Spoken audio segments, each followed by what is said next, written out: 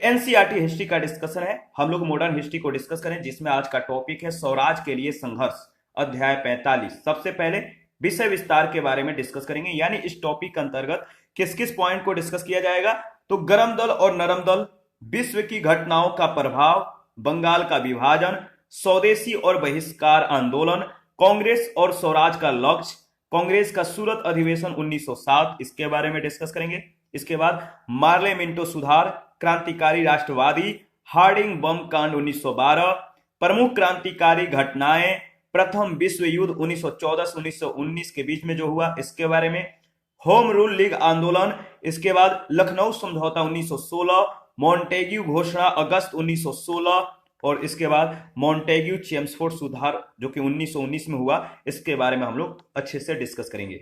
सबसे पहले गर्म दल और नरम दल के बारे में डिस्कस कर लेते हैं। तो देखिए, 19वीं सदी के अंतिम वर्षों में राष्ट्रीय आंदोलन में नई प्रवृत्तियों एवं नए नेताओं का उदय हुआ। ये नेता तत्कालीन राष्ट्रीय नेताओं की अनुनय विनय की नीति के विरोधी थे, यानी आग्रह प्रार्थना करने की नीति के ये विरोधी थे, तथा ब्रिटिश सरकार के प्रबल ये पक्षधर थे। उनका मानना था कि सरकार से केवल अनुनय विनय करके, आग्रह प्रार्थना करके भारतीय अपने अधिकार प्राप्त नहीं कर सकते। उन्होंने जनता में संघर्ष और देश प्रेम की भावना को जागृत की। वंदे मातरम संपूर्ण देश में राष्ट्रीय गीत के रूप में लोकप्रिय हो गया। यह गीत बंकिम चंद्र चट्टोपाध्याय ने लिखा था। तो याद रखिएगा, वंदे मातरम किसके द्वारा लिखा गया है? बंकिम चंद्र चट्टोपाध्याय ने लिखा, और इसने मातृभूमि के प्रति जनता की भावना को व्यक्त किया। नए नेताओं में बाल गंगाधर तिलक, बिपिन चंद्र पाल, लाला लाजपत राय और अरविंद घोष प्रमुख थे। ये सभी गर्म दल के नेता के रूप में प्रसिद्ध हुए। कांग्रेस के सुरेंद्र नाथ बनर्जी, गोपाल कृष्ण गोखले, फिरोज शाह मेहता और अन्य पुराने नेता नरम दल के नेता कहलाए। ब्रिटिश सरकार के प्रति जैसे जैसे जनता में रोष बढ़ता जा रहा था, वैसे वैसे गर्म दल के नेताओं का प्रभाव बढ़ता गया। विश्व की घटनाओं का जो प्रभाव है, इसके बारे में डिस्कस कर लेते हैं, किस तरह से प्रभाव पड़ा। तो देखिए, 1896 ईस्वी में इटली की याद रखिएगा, इथियोपियाई जनता के हाथों हार से भारतीयों को प्रसन्नता हुई, खुशी हुई। तो 1896 ईस्वी में इटली की इथियोपियाई जनता के हाथों हार, यानी एक यूरोपीय देश की पराजय से भारतीयों को खुशी हुई, प्रसन्नता हुई। इटली की पराजय के करीब 10 साल बाद 1905 ईस्वी के एक युद्ध में जापान ने रूस को पराजित किया। यह पहला मौका था जब एक एशियाई देश ने एक यूरोपीय देश को युद्ध में पराजित किया था। तो यह पहला मौका था। जापान की विजय का भारतीय राष्ट्रवादियों पर महत्वपूर्ण प्रभाव पड़ा, और ब्रिटिश शासन के प्रति भारतीय जनता की घृणा बढ़ती गई। 1905 ईस्वी, याद रखिएगा, 1905 ईस्वी में रूस में एक क्रांति हुई। 1905 में उन दिनों रूस पर एक निरंकुश बादशाह का शासन था, और जनता अधिकारों से मतलब जो जनता का अधिकार था, जनता अधिकारों से, अपने अधिकारों से वंचित थी। रूसी जनता शासक के विरुद्ध उठ खड़ी हुई। क्रांति को हालांकि कुचल दिया गया, उसको दबा दिया गया, लेकिन इसने विदेशी शासन में कष्ट झेल रही भारतीय जनता को प्रेरणा दे दी। आयरलैंड की जनता ब्रिटिश आधिपत्य से मुक्त होने के लिए संघर्ष कर रही थी। इसके बाद बंगाल का विभाजन इसके बारे में डिस्कस करेंगे। तो देखिए, राष्ट्रीय आंदोलन के लक्ष्य और तरीकों को प्रभावित करने और राष्ट्रीय आंदोलन की दिशा बदलने में बंगाल के विभाजन ने सबसे प्रभावकारी भूमिका निभाई। उस समय बंगाल भारत का सबसे बड़ा प्रांत था, जिसमें संपूर्ण बिहार और उड़ीसा के हिस्से शामिल थे। उस समय बंगाल की आबादी 7 करोड़ 80 लाख थी। देखिए, ब्रिटिश प्रशासन के अनुसार अगर बात करें तो इतने बड़े प्रांत के प्रशासन को संभालना कठिन है, इसीलिए इसका विभाजन आवश्यक है। ये ब्रिटिश प्रशासन के अनुसार बातें कही गई है। बंगाल में राष्ट्रीय आंदोलन बहुत मजबूत था। ब्रिटिश शासकों का मानना था कि प्रांत का विभाजन करके वे इस आंदोलन को कमजोर बनाने में सफल हो जाएंगे। तो इसके पीछे जो मंशा थी अंग्रेजों का यही था, लेकिन कथन कुछ और है। तो देखिए, बंगाल विभाजन के बारे में अगर देखें तो 1905 में बंगाल विभाजन होता है। दो मतलब कि इसके जो भाग होते हैं, 2 भाग हो जाते हैं, एक पश्चिमी बंगाल और दूसरा पूर्वी बंगाल। पश्चिमी बंगाल में जो शामिल था बंगाल, बिहार और उड़ीसा था, और पूर्वी बंगाल में पूर्वी बंगाल और असम को शामिल किया गया था। और पश्चिमी बंगाल में हिंदू जनसंख्या बहुत ज्यादा थी, बाहुल्य क्षेत्र था। और पूर्वी बंगाल ये जो थी, यहाँ पे मुस्लिम जनसंख्या बहुत ज्यादा मात्रा में थी, यानी बाहुल्य क्षेत्र था, मुस्लिम जनसंख्या बाहुल्य क्षेत्र पूर्वी बंगाल में। तो याद रखिएगा। और आप मैप को देख सकते हैं किस तरह से मैप को जो है यहाँ पे दर्शाया गया है। ये है आपका पश्चिमी बंगाल और इधर है आपका हिंदू जनसंख्या बाहुल्य क्षेत्र और ये है आपका मुस्लिम जनसंख्या बाहुल्य क्षेत्र। ठीक है, बंगाल विभाजन 1905 में हुआ। ये आपका पूर्वी बंगाल का मैप है, इधर पश्चिमी बंगाल का। तो आप मैप को एक बार एनालिसिस करके आगे बढ़िएगा। अंग्रेजों का दूसरा उद्देश्य था हिंदुओं और मुसलमानों में फूट पैदा करना, उनमें विरोध उत्पन्न कर देना। वे कहने लगे कि नए प्रांत में मुसलमानों का बहुमत होगा, इसलिए यह उनके हित में होगा।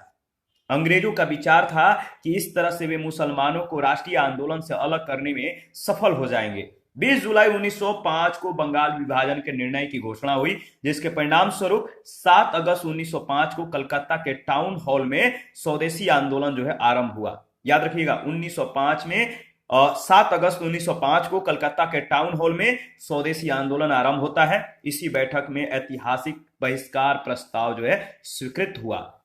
16 अक्टूबर 1905 में करजन की घोषणा के साथ ही बंगाल विभाजन जो है प्रभावी हो गया। इसके विरोध में हुए आंदोलन को बंग भंग विरोधी आंदोलन के नाम से जाना जाता है। विभाजन के अंतर्गत अगर बात करें तो बंगाल के पूर्वी हिस्से को अलग करके असम के साथ मिला दिया गया और इस प्रकार पूर्वी बंगाल और असम बंगाल का नया प्रांत बन गया। विभाजन के कारण संपूर्ण बंगाल में रोष की लहर जो है दौड़ गई और लोग जो है इससे मतलब कि इनके जो दिल मत कह सकते कि दिलो दिमाग पर जो है एक क्रोध दौड़ गया। विभिन्न शहरों में बड़ी सभाएं और तीव्र प्रदर्शन हुए। विभाजन के विरुद्ध आंदोलन जो है आरंभ हुआ। ठीक है, याद रखिएगा। इसका रोष किस तरह से बढ़ा आप देख सकते हैं। गरम दल और नरम दल के नेताओं ने मिलकर जो है इस आंदोलन का नेतृत्व किया। सुरेंद्र नाथ बनर्जी, बिपिन चंद्र पाल और अब्दुल रसूल आदि नेताओं ने आंदोलन का नेतृत्व संभाला। देखिए, विभाजन का जो दिन था यानी जो दिन था 16 अक्टूबर का था और संपूर्ण बंगाल में शोक दिवस के रूप में जो है इस दिन मनाया गया। 16 अक्टूबर को संपूर्ण बंगाल में शोक दिवस मनाया गया।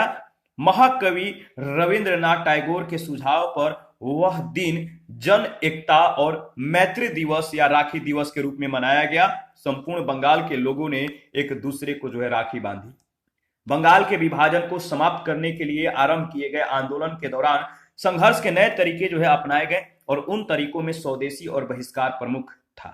जो स्वदेशी आंदोलन कह सकते हैं, स्वदेशी को अपनाना और विदेशियों को बहिष्कार करना, विदेशी वस्तुओं को जो है मतलब कि हटाना, ये प्रमुख था। राष्ट्रीय आंदोलन के लक्ष्य भी पहले की अपेक्षा जो है अधिक क्रांतिकारी हो गए। इसके बाद स्वदेशी और बहिष्कार आंदोलन के बारे में हम लोग डिस्कस कर लेते हैं। देखिए, स्वदेशी का अर्थ होता है संघर्ष के दौरान देश में उत्पादित वस्तुओं का इस्तेमाल करना। स्वदेशी मतलब जो देश में बना उसी का उपयोग किया जाए, उपभोग किया जाए। स्वदेशी, देखिए, स्वदेशी अपनाने से भारतीय उद्योगों को बढ़ावा मिलता और राष्ट्र मजबूत बनता। यह देशभक्ति बढ़ाने का एक प्रभावकारी तरीका था। इस आंदोलन में स्वदेशी वस्तुओं को बढ़ावा देने के साथ साथ विदेशी वस्तुओं का बहिष्कार करने का नारा दिया गया। इस बात पर जोर दिया गया कि विदेशी वस्तुओं का बहिष्कार करने से यानी अधिकांश विदेशी वस्तुएं इंग्लैंड से आती थी और इंग्लैंड के आर्थिक हितों को ये क्षति पहुंचेगी अगर बहिष्कार किया जाए विदेशी वस्तुओं को। तो तथा अगर कह सकते हैं कि ब्रिटिश सरकार को भारतीय मांगे स्वीकार करने के लिए मजबूर किया जा सकेगा। इसी आंदोलन में महिलाओं ने सक्रिय रूप से भाग लेना जो है प्रारंभ किया। स्वदेशी और बहिष्कार आंदोलन केवल बंगाल तक सीमित न रहकर देश के अनेक भागों में फैल गया। ब्रिटिश कपड़ों, चीनी तथा अन्य वस्तुओं का बहिष्कार किया गया। लोग समूह बनाकर दुकानों पर जाते और दुकानदारों से मतलब कि विदेशी सामान न बेचने का अनुरोध करते। देखिए, वे दुकानों के बाहर खड़े रहकर ग्राहकों से विदेशी सामान न खरीदने का जो है आग्रह करते। इस आंदोलन में स्कूल और कॉलेज के विद्यार्थियों ने महत्वपूर्ण भूमिका जो है अदा किया, अपना महत्वपूर्ण भूमिका निभाया। देखिए, उन्होंने केवल अगर बात करें तो उन्होंने केवल स्वदेशी वस्तुओं का प्रयोग करना जो है आरंभ कर दिया और लोगों को प्रेरित किया कि वे विदेशी वस्तुओं का प्रयोग न करें। सरकार ने दमन के कई तरीके अपनाए, कई रास्ते अपनाए। अनेक विद्यार्थियों को स्कूल कॉलेजों से जो है निकाल दिया गया और कई विद्यार्थियों को पीटा गया और जेल में डाल दिया गया। ठीक है, तो इस तरह से जो है अत्याचार किया गया। स्वदेशी और बहिष्कार आंदोलन केवल विदेशी सामान तक सीमित नहीं रहा, बल्कि अब जो है स्वदेशी का अर्थ उस सब से हो गया जो भारतीय हैं, बहिष्कार का अर्थ उस सब से हो गया जिसका संबंध ब्रिटिश शासन से है। कांग्रेस और स्वराज का जो लक्ष्य है इसके बारे में डिस्कस करेंगे। तो देखिए, गरम दल और नरम दल सहित कांग्रेस के भीतर के सभी दल बंगाल विभाजन के विरुद्ध एकजुट हुए। वाराणसी में, कहां पर? वाराणसी में 1905 ईस्वी में आयोजित कांग्रेस अधिवेशन के अध्यक्ष गोपाल कृष्ण गोखले थे। तो 1905 में वाराणसी में आयोजित कांग्रेस अधिवेशन के अध्यक्ष कौन थे? गोपाल कृष्ण गोखले। इस अधिवेशन ने स्वदेशी और बहिष्कार आंदोलन को समर्थन दिया, परंतु नरम दल और गरम दल में मतभेद कायम रहे। नरम दल वालों का जो मत था कि बहिष्कार जैसे तरीकों का इस्तेमाल विशेष उद्देश्य के लिए विशेष परिस्थिति में होना चाहिए, वे नहीं चाहते थे कि ब्रिटिश शासन के विरुद्ध इन तरीकों का प्रयोग सदैव किया जाए। गरम दल के नेताओं का विश्वास था कि बहिष्कार को व्यापक बनाना आवश्यक है। उन्होंने सरकारी स्कूलों, कॉलेज, विश्वविद्यालयों का बहिष्कार करने और देशभक्ति को उभारने के लिए स्वदेशी शिक्षा संस्थाएं शुरू करने पर जो है जोर दे दिया। गरम दल के नेता ब्रिटिश शासन के विरुद्ध देशव्यापी आंदोलन प्रारंभ करना चाहते थे, जबकि नरम दल के नेता इसे बंगाल तक ही जो है सीमित रखना चाहते थे। कलकत्ता में 1906 ईस्वी में आयोजित कांग्रेस के अधिवेशन के समय गरम दल और नरम दल के बीच जो है मतभेद बढ़ते जा रहे थे। उस समय अगर बात करें तो दादा भाई नौरोजी कलकत्ता अधिवेशन के अध्यक्ष थे। ठीक है, कौन? दादा भाई नौरोजी। एक प्रस्ताव के जरिए कांग्रेस ने स्वदेशी और बहिष्कार को अपना समर्थन प्रदान किया। इस अधिवेशन की सबसे महत्वपूर्ण उपलब्धि यह थी कि स्वराज प्राप्ति को कांग्रेस का लक्ष्य घोषित किया गया। स्वराज का अर्थ था ब्रिटेन की अधीन कनाडा और ऑस्ट्रेलिया जैसे स्वशासित उपनिवेशों की तरह सरकार स्थापित करना, परंतु गरम दल और नरम दल एकजुट नहीं रह सके। सूरत में 1907 ईस्वी में आयोजित कांग्रेस अधिवेशन में दोनों दलों में जो है संघर्ष हो गया। कांग्रेस का सूरत अधिवेशन कब हुआ? 1907 में। इसके बारे में डिस्कस करेंगे। तो याद रखिएगा, कांग्रेस का जो सूरत अधिवेशन 1907 है, यह अधिवेशन 26 दिसंबर 1907 को ताप्ती नदी के किनारे सूरत में संपन्न हुआ। इस अधिवेशन में कांग्रेस स्पष्ट रूप से जो है नरमपंथी व गरमपंथियों में विभाजित हुई। तो जो कांग्रेस का सूरत अधिवेशन है 26 दिसंबर जो 1907 को हुआ ताप्ती नदी के किनारे, इस अधिवेशन में कांग्रेस स्पष्ट रूप से किन वर्गों में विभाजित हो गया? तो नरमपंथी और गरमपंथी में विभाजित हुई। याद रखिएगा, इंपॉर्टेंट है, यहां से प्रश्न पूछे जाते हैं। विवाद का केंद्र क्या था? विवाद का केंद्र अगर बात करें तो रास बिहारी घोष थे, जिन्हें इस अधिवेशन का अध्यक्ष चुना गया। उग्रवादी लाला लाजपत राय को कांग्रेस का अध्यक्ष बनाना चाहते थे, वहीं उदारवादी रास बिहारी घोष को अध्यक्ष बनाना चाहते थे। अंततः क्या हुआ? रास बिहारी घोष अध्यक्ष बने। कांग्रेस में नरम दल का प्रमुख मतलब कि जो कह सकते हैं कि अध्यक्ष जो थे, कांग्रेस में नरम दल का प्रमुख चुन लिए जाने के बावजूद गरम दल के विचार देश भर में फैलने लगे। गरम दल का अधिक दमन होने लगा। परिणाम स्वरूप 1907 ईस्वी में लाला लाजपत राय को गिरफ्तार करके बर्मा जो है निर्वासित कर दिया गया।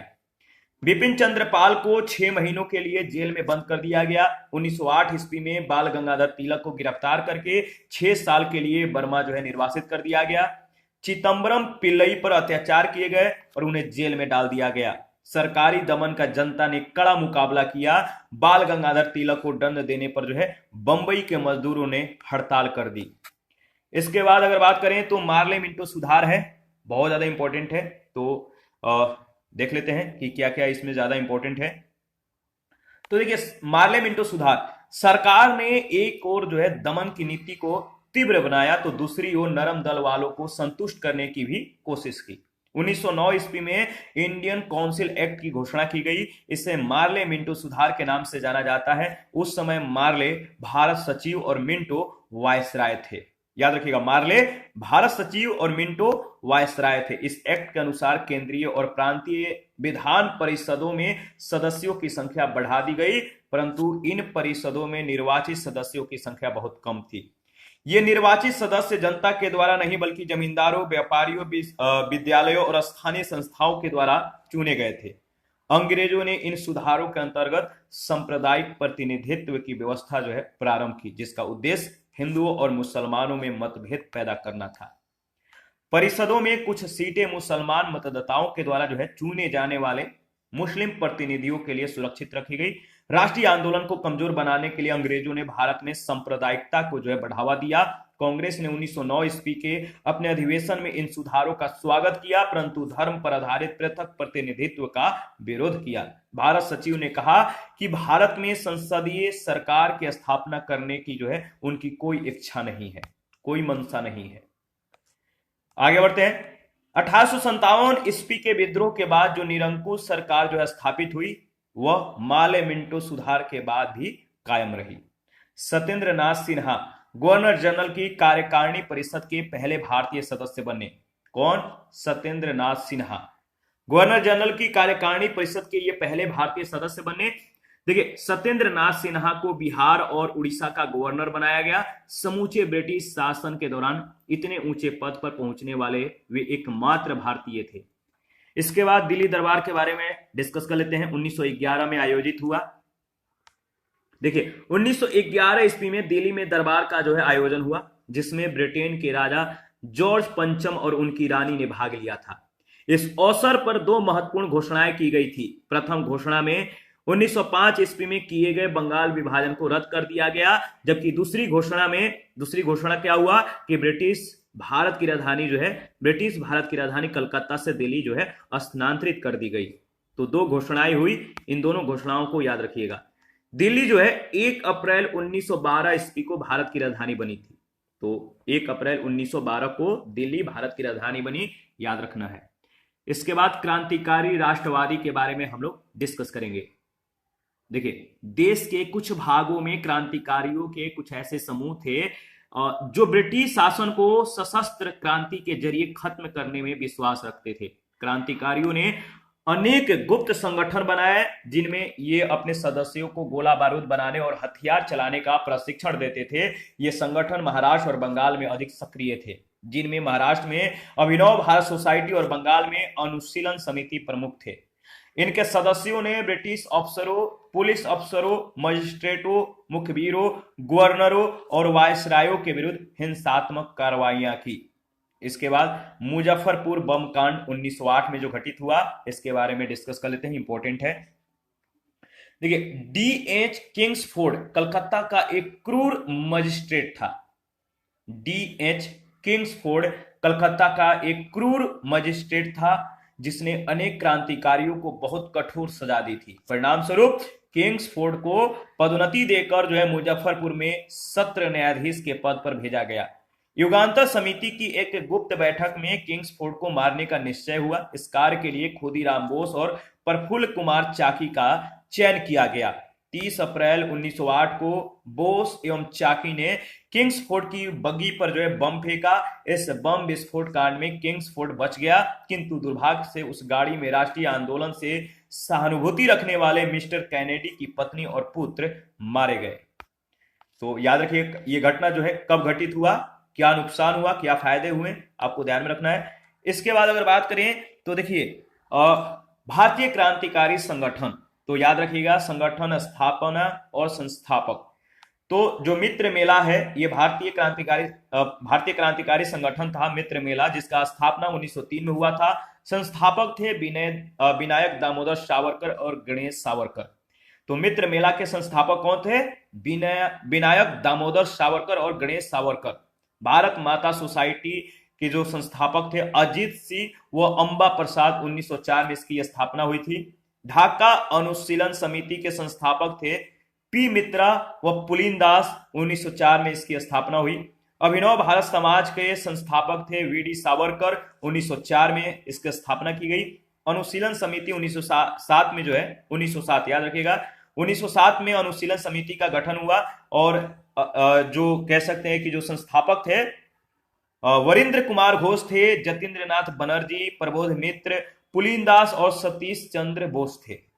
युगांतर अंजुमाने मोहिबाने वतन, तो युगांतर अंजुमाने मोहिबाने वतन के संस्थापक थे वीके घोष, भूपेंद्र नाथ दत्त, सरदार अजीत सिंह, और 1907 में इसकी स्थापना की गई।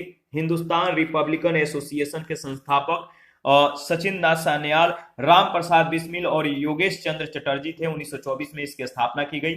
नौजवान सभा 1926 में स्थापित हुई। भगत सिंह जो है इसके संस्थापक थे। हिंदुस्तान सोशलिस्ट रिपब्लिकन एसोसिएशन के संस्थापक थे चंद्रशेखर आजाद। कौन? चंद्रशेखर आजाद। और 1928 में इसकी स्थापना की गई। ठीक है, इस घटना से आहत, किस घटना से? इस घटना से आहत, याद रखिएगा बात यहां पर हो रही है मुजफ्फरपुर जो बम कांड है, इस घटना से आहत प्रफुल्ल चाकी ने जो है आत्महत्या कर ली और खुदीराम बोस को जो है गिरफ्तार करके 11 अगस्त 1908 को फांसी दे दी गई। देखिए, खुदीराम बोस सबसे कम उम्र में शहीद होने वाले क्रांतिकारी थे। और यहां से प्रश्न पूछा गया है, खुदीराम बोस का नाम याद रखिएगा, ये सबसे कम उम्र में शहीद होने वाले क्रांतिकारी थे। कलकत्ता के मणिकतुल्ला गार्डन हाउस पर मतलब कि जो मणिकतुल्ला गार्डन हाउस है, इस पर अनेक क्रांतिकारियों के द्वारा बम बनाने और हथियार चलाने का अभ्यास करने के कारण पुलिस के द्वारा छापेमारी की गई। अरविंद घोष और उनके भाई बरिंद्र कुमार घोष सहित अनेक क्रांतिकारी पकड़े गए। परिणाम स्वरूप कुछ क्रांतिकारियों को आजीवन कारावास की जो है सजा दे दी गई, जबकि अरविंद घोष को रिहा कर दिया गया, जिसके पश्चात उन्होंने सभी राजनीतिक गतिविधियां त्याग दी और पौंडीचेरी चले गए। उस समय पौंडीचेरी एक फ्रांसीसी उपनिवेश था। वहां अरविंद ने ओरोविले आश्रम की स्थापना की। कौन सी आश्रम? ओरोविले। ढाका के मजिस्ट्रेट और नासिक एवं तिरुनेलवेली के कलेक्टरों की गोली मारकर हत्या कर दी गई। इसके बाद हार्डिंग बम कांड 1912 में जो हुआ, इसके बारे में डिस्कस करेंगे। हार्डिंग बम कांड 1912 ईस्वी में वायसराय हार्डिंग की हत्या का प्रयास हुआ। 23 दिसंबर 1912 को कलकत्ता से दिल्ली में राजधानी जो है स्थानांतरण का दिन निर्धारित किया गया था। इस अवसर पर वायसराय लॉर्ड हार्डिंग अपने परिवार और ब्रिटेन के शाही राजवंश के साथ दिल्ली में प्रवेश कर रहे थे। उसी समय उनके ऊपर जो है बम फेंका गया, जिससे हार्डिंग घायल हो गए। इसके बाद देखिए यहाँ पे जो है मतलब कि अगर आप देखना चाहते हैं तो मैप है यहाँ पे। यह मैप जो है विदेशों में क्रांतिकारी जो संगठन स्थापित हुए थे उनका ये मैप है। तो आप एक बार जो है मैप थोड़ा सा मतलब कि आप देख सकते हैं कि क्षैतिज में है, तो यहाँ पे आप एक बार चेक कर लीजिएगा। या आपके पास बुक है तो आप जो है बुक में एक बार एनालिसिस कर लीजिएगा, या आपके पास अगर पीडीएफ है तो पीडीएफ में भी आप एनालिसिस कर सकते हैं। तो ठीक है, आप चलिए मैं इसको एक बार मिनिमाइज कर देता हूं। देखिए मैप इस तरह से है, तो एक बार आप चेक कर लीजिएगा। आगे बढ़ते हैं। देखिए लॉर्ड हार्डिंग पर बम रास बिहारी घोष ने फेंका था। किसने? लॉर्ड हार्डिंग पर बम किसने फेंका था? रास बिहारी घोष ने। और इस सिलसिले में अमीर चंद, कौन? अमीर चंद और अवध बिहारी लाल और भाई बाल मुकुंद के ऊपर जो है मुकदमा चलाया गया। तीनों को फांसी दे दी गई। भारतीय क्रांतिकारियों ने लंदन, पेरिस, बर्लिन, उत्तरी अमेरिका और एशिया में अपने केंद्र स्थापित किए। याद रखिएगा। अगर बात करें तो भारत के बाहर काम करने वाले कुछ प्रमुख क्रांतिकारी मैडम भीखाजी कामा, एम बरकतुल्ला, वीवीएस अय्यर, लाला हरदयाल, रास बिहारी बोस, सोहनसी भाकना, विनायक दामोदर सावरकर, उबैदुल्ला सिंधी और मानवेंद्र नाथ राय थे। तो भारत के बाहर काम करने वाले जो प्रमुख क्रांतिकारी थे, नाम याद रखिएगा। प्रमुख क्रांतिकारी घटनाएं, इसके बारे में देख लेते हैं। जो घटनाएं हैं, कब हुई, कहां पर हुई और क्रांतिकारी कौन थे। तो यहां पे आप एक बार अच्छे से एनालिसिस करके जो है आगे बढ़िएगा। तो देखिए पहला अगर बात करें तो घटना जो है एमहर्स्ट एवं कमिश्नर रैंड हत्याकांड। कब हुआ? एमहर्स्ट एवं कमिश्नर रैंड हत्याकांड 1897 में पुणे में चापेकर बंधुओं के द्वारा। अलीपुर षड्यंत्र 1908 में मुजफ्फरपुर में खुदीराम बोस और प्रफुल्ल चंद्र के द्वारा। कर्नल वायली हत्याकांड, कर्नल वायली हत्याकांड कब हुआ? 1909 में। कहां पर? लंदन में। किसके द्वारा? यानी मदन लाल ढींगरा के द्वारा।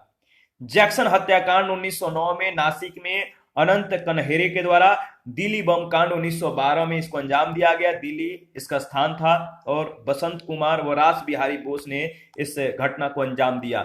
दिल्ली बम कांड याद रखिएगा। इसके बाद काकोरी ट्रेन डकैती कांड 1925 में काकोरी नामक स्थल पर हुआ।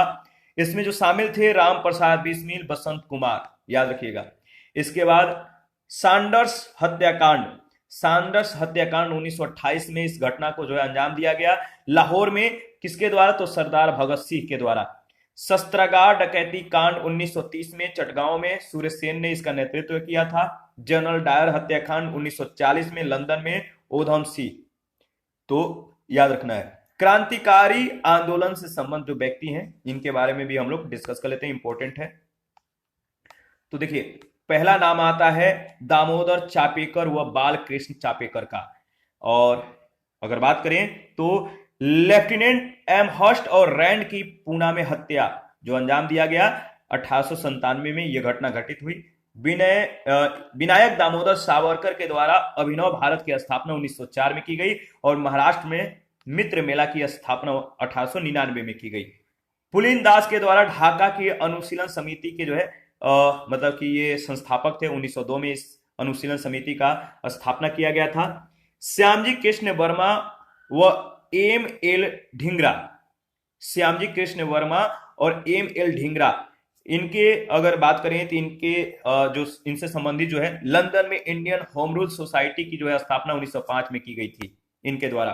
प्रफुल्ल चंद्र चाकी व खुदीराम बोस के द्वारा मुजफ्फरपुर के न्यायाधीश किंग्सफोर्ड थे, इन पर बम फेंका गया लेकिन वे बच गए थे और यह घटना 1908 में घटित हुई।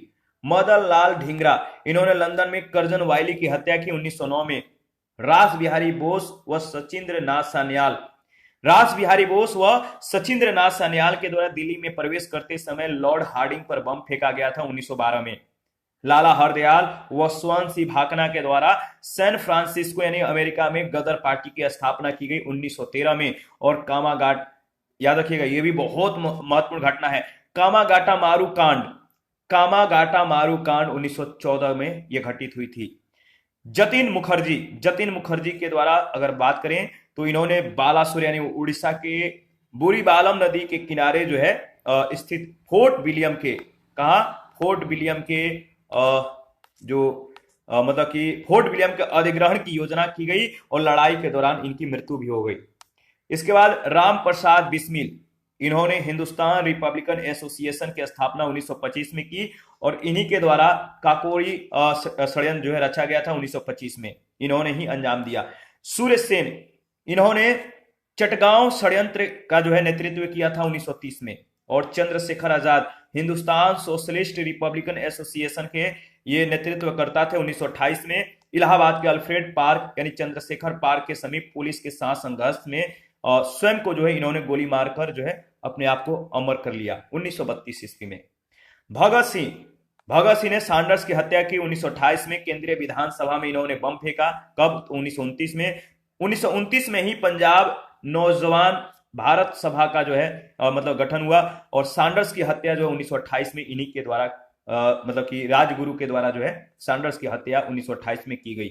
भगत सिंह और राजगुरु, याद रखिएगा। बटुकेश्वर दत्त जो है बटुकेश्वर दत्त के संदर्भ में अगर बात करें तो जो इन्होंने अपना जो है योगदान दिया, केंद्रीय विधानसभा में बम फेंका 1929 में बटुकेश्वर दत्त के द्वारा।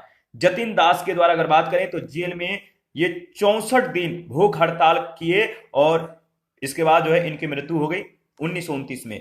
ओधम सिंह, लंदन में सर माइकल ओडायर की इन्होंने हत्या कर दी थी, तो याद रखिएगा। देखिए, उत्तरी अमेरिका के भारतीय क्रांतिकारियों ने विभिन्न भारतीय, गुजराती, उर्दू, मराठी, हिंदी आदि भाषाओं में गदर नामक अखबार जो है निकाला गया और गदर पार्टी की स्थापना की गई। भारत में विद्रोह की तैयारी करने के लिए गदर पार्टी ने अनेक सदस्य भेजे, अधिकांश सदस्यों को पकड़ लिया गया और कुछ को फांसी दे दी गई। याद रखिएगा, विदेशों में क्रांतिकारी जो संगठन थे जैसा याद रखिएगा जैसा कि है इंडिया होम रूल सोसाइटी, संस्थापक थे श्यामजी कृष्ण वर्मा। 1905 में इसकी स्थापना की गई थी।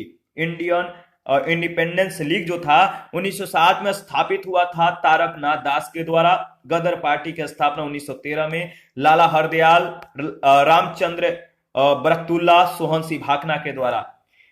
हिंद एसोसिएशन की स्थापना 1913 में सोहन सिंह भाकना के द्वारा। इंडियन इंडिपेंडेंस लीग की स्थापना 1915 में राजा महेंद्र प्रताप के द्वारा। आजाद हिंद फौज की स्थापना 1942 में मोहन सिंह के द्वारा और इंडियन इंडिपेंडेंस लीग 1942 ईस्वी में गठित हुआ रास बिहारी बोस के द्वारा। और पेरिस इंडियन सोसाइटी की स्थापना 1905 में मैडम भीखाजी कामा के द्वारा। प्रथम विश्व युद्ध 1914 से 1919 के बीच जो है ये विश्व युद्ध हुआ, तो इसके बारे में डिस्कस कर लेते हैं।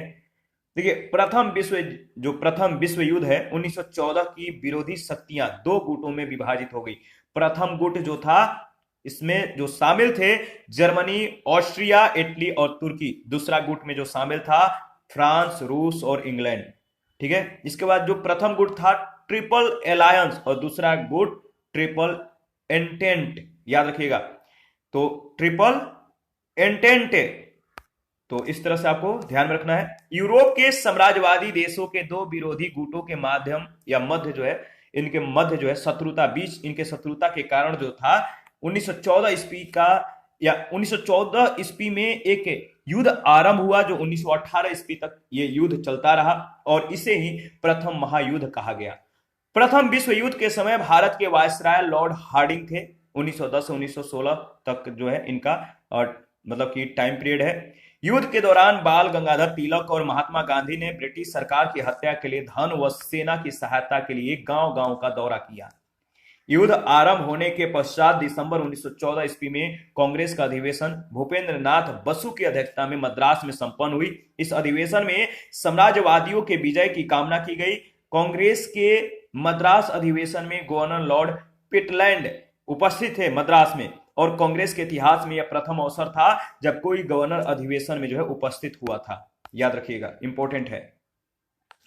देखिए, इसके बाद अगर बात करें तो श्रीमती एनी बेसेंट और बाल गंगाधर तिलक के नेतृत्व में होम रूल लीग की स्थापना हुई। 1893 ईस्वी में एनी बेसेंट भारत आई और थियोसोफिकल सोसाइटी की नेता बन गई। 1914 में बाल गंगाधर तिलक बर्मा के निर्वासित जीवन से जो है छूटकर आए और कांग्रेस में शामिल हो गए थे। इसके बाद होम रूल लीग आंदोलन 1916, इसके बारे में डिस्कस कर लेते हैं। तो याद रखिएगा 16 अप्रैल, कब? 16 अप्रैल 1916 में तिलक ने बेलगांव में हुए प्रांतीय सम्मेलन में होम रूल लीग के गठन की घोषणा की, जिसका अध्यक्ष जोसेफ बैप्टिस्टा थे। कौन? Joseph Baptista. वे महाराष्ट्र में अपना आधार बनाए रखना चाहते थे। ठीक है, एनी बेसेंट के समर्थकों ने भी जो है इस दिशा में कदम उठाया तथा उनकी अनुमति से पहले होम रूल ग्रुप की जो है स्थापना कर ली। और 1916 ईस्वी में जमुना दास, द्वारका दास, शंकर लाल बैंकर और इंदुलाल याग्निक ने बंबई से एक अखबार यंग इंडिया का प्रकाशन आरंभ किया। 1915 ईस्वी में लाला लाजपत राय ने अमेरिका में एक होम रूल लीग का गठन किया था 1915 में। सितंबर 1916 में एनी बेसेंट ने होम रूल लीग की स्थापना की तथा जॉर्ज अरुंडेल को संगठन का जो है सचिव नियुक्त किया।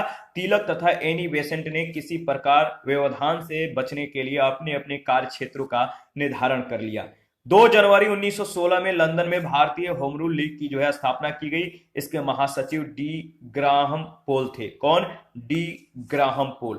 तिलक को लीग ने मराठी तथा अंग्रेजी भाषा में जो है पर्चे निकालकर अपने विचार प्रचार कार्य जो है गति प्रदान की। तो तिलक की लीग ने मराठी और अंग्रेजी भाषा में पर्चे निकालकर अपने विचार और जो विचार या जो अपने थॉट थे, विचार एवं प्रचार कार्य जो है गति प्रदान की। बाद में इन पर्चों को गुजराती और कन्नड़ भाषा में भी प्रकाशित किया गया। तिलक ने कहा कि भारत उस बेटे की तरह है जो अब जवान हो चुका है। तिलक ने कहा भारत उस बेटे की तरह है जो अब जवान हो चुका है। समय का तकाजा है। क्या है? समय का तकाजा है कि बाप या पालक इस बेटे को उसका वाजिब हक दे दें। भारतीय जनता को अपना हक लेना ही होगा, इसका उन्हें पूरा अधिकार है। तिलक ने क्षेत्रीय भाषा में शिक्षा और भाषाई राज्य की जो है मांग को इस आंदोलन में शामिल कर दिया। उन्होंने मराठी, तेलुगु, कन्नड़ और अन्य भाषाओं के आधार पर प्रांतों की गठन की जो है मांग की। उनकी होम रूल लीग की मांग पूरी तरह धर्मनिरपेक्षता पर आधारित थी। किस पर? धर्मनिरपेक्षता पर। होम रूल जो आंदोलन है, यहां पर आप देख सकते हैं कि किस तरह से सिनॉप्सिस किया गया है। होम रूल आंदोलन, होम रूल आयरलैंड का शब्द है। होम रूल का जो अर्थ है स्वशासन है। सर्वप्रथम आयरलैंड में होम रूल लीग की स्थापना रेडमांड के द्वारा की गई थी। 1916 ईस्वी को प्रारंभ इस आंदोलन के समय भारत के वायसराय लॉर्ड चेम्सफोर्ड थे। तो याद रखिएगा, जो होम रूल आंदोलन है ये 2 वर्गों में विभाजित था। एक वर्ग था तिलक का होम रूल, दूसरा था एनी बेसेंट का होम रूल। तिलक का जो होम रूल था, इसका जो क्षेत्र था महाराष्ट्र, कर्नाटक और जो एनी बेसेंट का होम रूल था, इनका जो क्षेत्र था वो था मद्रास और तमिलनाडु। तिलक का होम रूल, जो तिलक का होम रूल आंदोलन था, या जो होम रूल कह सकते हैं कि लीग जो था, इनका मुख्यालय बेलगांव और कर्नाटक में था। एनी बेसेंट का जो होम रूल था, इनका मुख्यालय अडयार और मद्रास में था। ठीक है। तिलक का होम रूल समिति स्वरूप जो था, आप देख सकते हैं, अध्यक्ष एनसी केलकर, और एनसी केलकर वो जोसेफ बैप्टिस्टा थे, और इनके सचिव जॉर्ज अरुंडेल थे। किनके? एनी बेसेंट के होम रूल के। ठीक है। और जो तिलक है, इनके होम रूल का जो उद्देश्य था, क्या था? इनके होम रूल का उद्देश्य था, स्वराज मेरा जन्मसिद्ध अधिकार है और मैं इसे लेकर रहूंगा। और इनका प्रचार जो होता था मराठा व केसरी के द्वारा। और जो एनी बेसेंट का होम रूल था, इनका जो उद्देश्य था स्वशासन की स्थापना करना, और इनका प्रचार कॉमनवेल्थ व न्यू इंडिया के माध्यम से किया गया। एनी बेसेंट अपने पत्र कॉमनवेल्थ और न्यू इंडिया के द्वारा तथा तिलक ने मराठा और केसरी के माध्यम से लीग के कार्यक्रमों का प्रचार प्रसार किया। तिलक की लीग पर किए गए मुकदमे की पैरवी मोहम्मद अली जिन्ना के नेतृत्व में की गई। तिलक के साथ एनसी केलकर भी शामिल थे। होम रूल आंदोलन में शामिल होने वाले जो अन्य प्रमुख नेता थे, चित्तरंजन दास थे और मोतीलाल नेहरू थे। एनी बेसेंट के लीग के साथ George Arundale, C P Ramaswamy Iyer, P V Wadia, Motilal Nehru, Tej Bahadur Sapru, Madan Mohan Malviya आदि थे। कालांतर में पंडित जवाहरलाल नेहरू इलाहाबाद और वी चक्रवर्ती एवं जे बनर्जी कलकत्ता में जो है इसमें ये शामिल हो गए। एनी बेसेंट के अन्य समर्थकों में मद्रास से सत्यमूर्ति, अली कुज्मा, लखनऊ से जमुना दास, द्वारका दास, उमर सुभानी, शंकर दयाल बैंकर तथा इंदु लाल याग्निक आदि प्रमुख थे। याद रखिएगा, इंपॉर्टेंट है। इसके बाद अगर बात करें तो 1916 ईस्वी में लखनऊ के कांग्रेस अधिवेशन में तिलक को कांग्रेस में आधिकारिक रूप से जो है शामिल कर लिया गया, और इस सम्मेलन की अध्यक्षता जो है अंबिका चरण मजमूदार कर रहे थे। गोपाल कृष्ण गोखले के सर्वेंट्स ऑफ इंडिया सोसाइटी के सदस्यों को होम रूल लीग का सदस्य बनने की जो है अनुमति नहीं थी। मद्रास सरकार ने एनी बेसेंट, जॉर्ज अरुंडेल तथा वीवी वाडिया को जून 1917 में गिरफ्तार कर लिया गया। इसके विरोध में सर ए सुब्रमण्यम अय्यर ने नाइटहुड की सरकारी उपाधि को जो है त्याग दिया। होम रूल लीग की सबसे बड़ी उपलब्धि यह रही कि उसने भावी गांधीवादी कार्यक्रमों की आधारशिला रखी तथा राष्ट्रीय आंदोलन के लिए युवाओं को प्रेरित किया। होम रूल आंदोलन के संदर्भ में एनी बेसेंट का कहना था कि मैं प्रेरक का कार्य कर रही हूं तथा सोए हुए देश को जगा रही हूं। इसके बाद लखनऊ समझौता 1916 है, इसके बारे में डिस्कस करेंगे। लखनऊ समझौता 1916 ईस्वी में लखनऊ कांग्रेस अधिवेशन की अध्यक्षता जो है अंबिका चरण मजमूदार ने की। किसने? अंबिका चरण मजमूदार। 1916 में लखनऊ में हुआ। मदन मोहन मालवीय ने लखनऊ समझौते का विरोध किया था। 1916 ईस्वी के लखनऊ समझौते पर कांग्रेस और मुस्लिम लीग दोनों ने हस्ताक्षर किए। शीघ्र ही स्वराज प्राप्ति की मांग का समर्थन करने के लिए दोनों संगठनों ने एकजुटता दिखाई। इस समझौते में कांग्रेस ने विधान परिषदों में मुसलमानों के पृथक प्रतिनिधित्व को जो है स्वीकार कर लिया। कांग्रेस के सूरत अधिवेशन के 9 साल बाद अब कांग्रेस के गरम दल और नरम दल जो है पुनः एकजुट हुए। भारत सचिव एडविन मॉन्टेग्यू ने अगस्त 1916 में यह घोषणा कर दी कि ब्रिटिश सरकार भारत में उत्तरदायी सरकार स्थापित करने के उद्देश्य से धीरे धीरे स्वशासित संस्थाओं की स्थापना करना चाहती है। दिसंबर 1917 में कलकत्ता में कांग्रेस का अधिवेशन हुआ, जिसकी अध्यक्षता एनी बेसेंट ने की थी। एनी बेसेंट कांग्रेस की अध्यक्ष बनने वाली पहली महिला थी। इस अधिवेशन में 4000 प्रतिनिधियों ने भाग लिया, जिसमें लगभग 400 महिलाएं थी। मॉन्टेग्यू घोषणा अगस्त 1917 में हुआ। इसके बारे में हम लोग डिस्कस कर लेते हैं। तो याद रखिएगा 1917 अगस्त में कौन सी? तो मॉन्टेग्यू घोषणा। 8 जुलाई 1918 में मॉन्टेग्यू चेम्सफोर्ड रिपोर्ट जो है प्रकाशित हुई। इस समय मॉन्टेग्यू भारत सचिव और चेम्सफोर्ड वायसराय था। कांग्रेस ने इसे असंतोषजनक एवं निराशापूर्ण माना। ठीक है, असंतोषजनक और निराशापूर्ण माना। तिलक ने मॉन्टेग्यू घोषणा को सूर्यविहीन उषाकाल की जो है संज्ञा दी। सूर्यविहीन उषाकाल। नरमपंथी नेताओं ने सुरेंद्रनाथ बनर्जी के नेतृत्व में 17 अगस्त 1918 को एक सभा करके इस रिपोर्ट का स्वागत किया और कांग्रेस से अलग होकर राष्ट्रीय उदारवादी संघ यानी नेशनल लिबरल लीग का गठन किया, जो बाद में अखिल भारतीय उदारवादी संघ यानी ऑल इंडिया लिबरल फेडरेशन के रूप में प्रसिद्ध हुआ। कांग्रेस के उदारवादियों ने मॉन्टेग्यू घोषणा को भारत का मैग्ना कार्टा कहा। इस प्रकार कांग्रेस का दूसरा विभाजन हो गया। इस रिपोर्ट में उन सुधारों की बात की गई थी जिन्हें ब्रिटिश सरकार भारत में लागू करना चाहती थी। मॉन्टेग्यू चेम्सफोर्ड के रिपोर्ट के प्रकाशन के बाद एक और रिपोर्ट जो है प्रकाशित हुई। यह युद्ध के दौरान भारतीयों की सरकार विरोधी गतिविधियों की जांच करने के लिए स्थापित रॉलेट कमीशन की रिपोर्ट थी। रॉलेट कमीशन की जो रिपोर्ट है, रॉलेट कमीशन की रिपोर्ट में दमन के नए तरीके सुझाए गए थे। इस रिपोर्ट पर आधारित कानून ने देश की राजनीतिक स्थिति को जो है पूरी तरह से बदल दिया।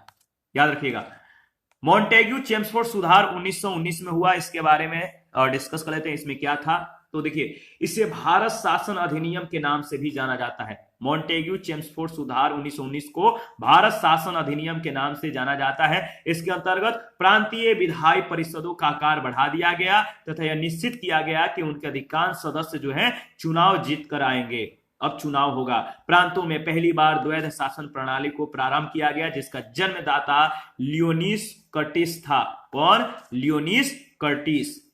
1919 ईस्वी में अधिनियम की सर्वाधिक महत्वपूर्ण विशेषता प्रांतों में द्वैध शासन प्रणाली थी। इसके अंतर्गत प्रांतीय विषयों को आरक्षित एवं हस्तांतरित दो भागों में विभाजित कर दिया गया।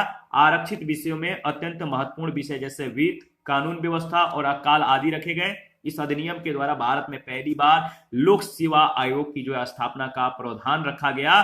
भारतीय विधानमंडल को बजट पास करने के संबंध में पहली बार जो सीमित अधिकार दिए गए। इस टॉपिक से रिलेटेड पहला प्रश्न पूछा गया है, हिंदुस्तान सोशलिस्ट रिपब्लिकन एसोसिएशन के संस्थापक नेताओं में एक कौन थे? हिंदुस्तान सोशलिस्ट रिपब्लिकन एसोसिएशन के संस्थापक नेताओं में एक थे जिनका नाम था भगत सिंह। सेकंड प्रश्न है, मोतीलाल नेहरू और CR दास के द्वारा 1923 ईस्वी में गठित पार्टी का नाम क्या था? मोतीलाल नेहरू और CR दास के द्वारा 1923 में गठित पार्टी का नाम था स्वराज पार्टी। याद रखिएगा, इंपॉर्टेंट है, यहां से प्रश्न पूछे गए हैं। 1905 में बंगाल विभाजन करने वाला वायसराय कौन था? प्रश्न संख्या थर्ड। 1905 में बंगाल का विभाजन करने वाला जो वायसराय था, नाम था लॉर्ड कर्जन। भारतीय राष्ट्रीय कांग्रेस के द्वारा किस अधिवेशन में सर्वप्रथम स्वशासन या स्वराज की मांग को ब्रिटिश सरकार के सामने रखा गया था? प्रश्न संख्या 4 है, भारतीय राष्ट्रीय कांग्रेस के द्वारा किस अधिवेशन में सर्वप्रथम स्वशासन या स्वराज की मांग को ब्रिटिश सरकार के सामने रखा गया था? इसका सही जवाब हो जाएगा कलकत्ता अधिवेशन 1906। ऑप्शन ए बिल्कुल करेक्ट ऑप्शन है। आगे बढ़ते हैं, प्रश्न संख्या 5, निम्नलिखित घटनाओं पर विचार कीजिए और इन घटनाओं को सही कालानुक्रमिक क्रम में जो है आपको मतलब कि एडजस्ट करना है, सुसज्जित करना है। तो देखिए, इसकी जो क्रम होगा वो हो जाएगा आपका, सबसे पहले आएगा मतलब कि स्वदेशी आंदोलन। स्वदेशी आंदोलन पहले स्थान पे, इसके बाद आ जाएगा बंगाल का विभाजन और इसके बाद आ जाएगा कांग्रेस का कलकत्ता अधिवेशन। इसके बाद कांग्रेस का जो है सूरत अधिवेशन होता है, सूरत विभाजन होता है। तो 4, 1, 2 और 3 ऑप्शन ए। 6 नंबर है, 13 अप्रैल 1919 को अमृतसर के जालियांवाला बाग में किस कारण से जो है भीड़ एकत्रित हुई थी? कारण बताना है, वो कौन सा कारण था जिससे भीड़ जो है 13 अप्रैल 1919 को अमृतसर के जालियांवाला बाग में मतलब कि एकत्रित हुआ। तो डॉक्टर सैफुद्दीन किचलू और डॉक्टर सत्यपाल की गिरफ्तारी के विरोध में 13 अप्रैल 1919 को जालियांवाला बाग में जो है भीड़ को एकत्रित किया गया था, जनसभा किया गया था, जनसभा का आयोजन किया गया था। तो यह प्रश्न बहुत बार पूछा गया है, आपको ध्यान में रखना है, इंपॉर्टेंट है। ऑप्शन सी बिल्कुल करेक्ट ऑप्शन है। इसी के साथ आज का सेशन समाप्त करते हैं। नेक्स्ट सेशन में महात्मा गांधी के बारे में हम लोग डिस्कस करेंगे। आप अपना प्रतिक्रिया देते रहिए।